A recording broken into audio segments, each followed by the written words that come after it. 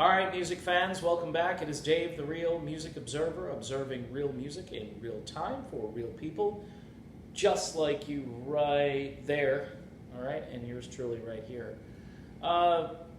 Terry Kath. What can you say about Terry Kath other than he was one of the greatest guitar players who's ever walked on planet Earth? And I would also add to that notion that during the 70s, when Chicago was kind of evolving into this more pop-oriented group, and they can blame Peter Cetera all they want to, but I think everybody in Chicago was, just sopping up the money, or maybe James Guercio was sopping up the money, but in any event, these guys understood that to be on the radio and to make hit songs, they couldn't be Chicago 1, 2, or 3 anymore. They had to continue to put out music that was more accessible for more people. And the person that probably got hurt the most by this was Terry Kath. Terry Kath was this guy who played all this wild improvisational guitar. Jimi Hendrix actually said that Terry Kath was a better guitar player than he was. And the band had this extra set of lungs, which was the horn section, all right? But at that time of Chicago's evolution, Chicago was a rock band with horns, like a legitimate rock band with horns that was playing real earthy, organic, electrified music with just all of these different influences going on. People can say it's just jazz rock fusion or whatever, but there was a lot. You listen to Chicago 3, you'll hear like the Beatles, you'll hear some country stuff in there, you'll hear just an amazing group of songs that really, it's hard to define them all. It's hard to define what this was. So when Terry Kath left planet Earth, okay, and that situation, which caused that, all right, and by the way, in the days ahead, I'm going to be exploring some, maybe some new angles on that entire situation, so stay tuned for that. I just want to talk about Terry today. Terry's loss meant the band didn't have an organizing principle at that point. And they had to, when they brought in Donnie Dacus, who, couldn't be any more different than Terry Kath. I just didn't hear any playing similarities. I heard a guy who played more breezy style, again, and the band had been evolving in that direction. And a lot of people like the music on Hot Streets and Chicago 13 and even Chicago 14. But I guess by the time you get to 14, it's Chris Pinnock. But the point is, there was a more laid-back sound that had been developing prior to Terry's departure. And I think for Chicago fans, hardcore fans, they were probably already upset, at that point. But there is no question about the money-making, the hit-making. The band gets rid of Jimmy Guercio, and I think even though Guercio probably skimmed way too much money for himself, as was it Jimmy Pankow's like millions of dollars, and he's looking at the camera during the documentary. He just keeps saying that.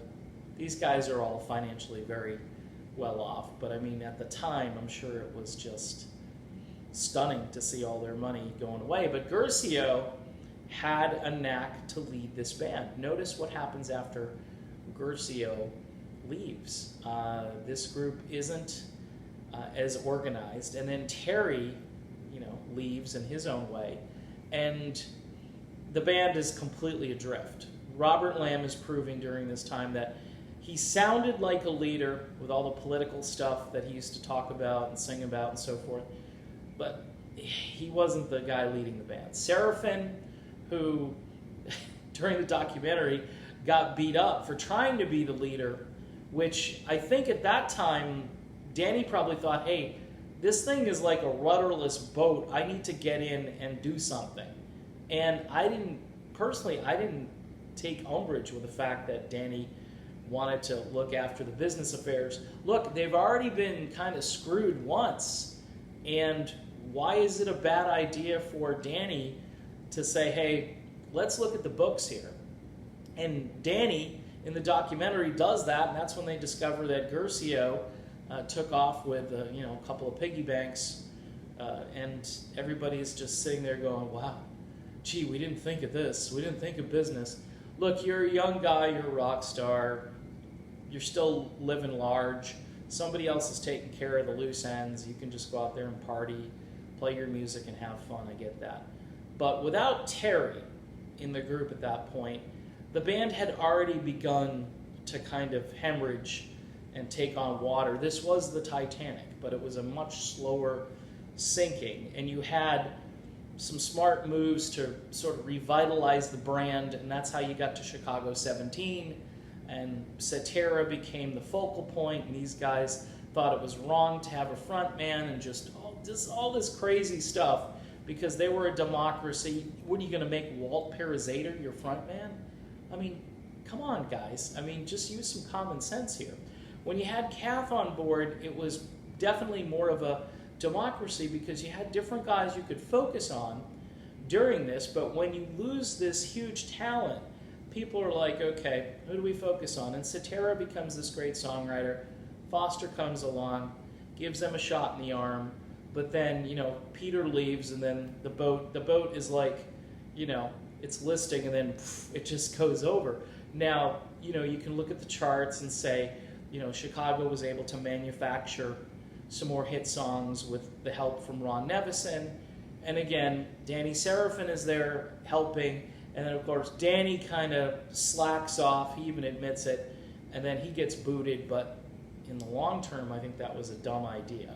I know these guys want to know where number one is, in the video. Basically where your drummer is so you can keep time and focus on the music. But the truth really is that, after the 90s, you really didn't have to worry about what they were worrying about. Or after the 80s, rather. When the mid-90s, after all of that stuff, Seraphin would have been fine. I mean, this was a founding member, and to me that just, in hindsight, I don't know if that was the smartest thing for those guys to do. It just, again, put another hole in the boat, and the boat continued to sink. Telling everybody that, Bill Champlin is, everybody's coming to see. Did Bill Champlin ever have a quote where he says, everybody, maybe he said it to somebody within the inner circle of the group, and then all of a sudden, and then you have to look at all the stuff that's gone on recently and think to yourself, I think these old timers were a little heavy-handed in the way they did things. This whole idea that everybody is replaceable. When everybody is replaceable, okay, they're probably not viable at that point. If they're viable and you're replacing them and you're saying we need to get rid of this guy because it's going to tear the band apart and so forth, I think what you would do with a brother is sit down and say, hey, you're too important. You've been here since the beginning. You're a founding member. We want to keep this thing going. And I think in hindsight, it probably would have been better to try to rescue Danny. But the point being, from the very beginning of all of this turmoil, you had Guercio leaving, and you had Terry Kath leaving, again, in his own way, leaving planet Earth. And this changed a lot of things for a lot of people. If you grew up on 80s Chicago, you don't care as much about Terry Kath. All right? But if you understand the history of this band, Terry Kath was just he was the most talented guy in the band. No question about it. The way he sang, the way he played, the way he wrote, and he could do that. He really could do anything that Jimi Hendrix could do. All right, he was in a different style band. Imagine if you put Terry Kath in a blues-based thing, and he did like a Hendrix thing. It would just have been amazing. There's got to be some lost tapes out there for people to listen to.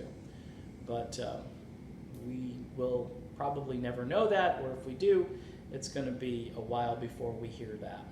So that's it for my video. I really think Terry Kath was the beginning of the end for Chicago. Robert Lamb says he's still trying to work through Terry's death. And I think that's true. These guys get very emotional because they realize that this was their guy. This was the guy when all else failed, everybody would look to Terry for leadership and for reassurance. And this fun-loving spirit whose life was unfortunately cut short very quickly, much too early, he still lives on through music, but it's too bad there wasn't even more music to hear because the guy was just insanely good. Okay, I'm done. I will see you all soon.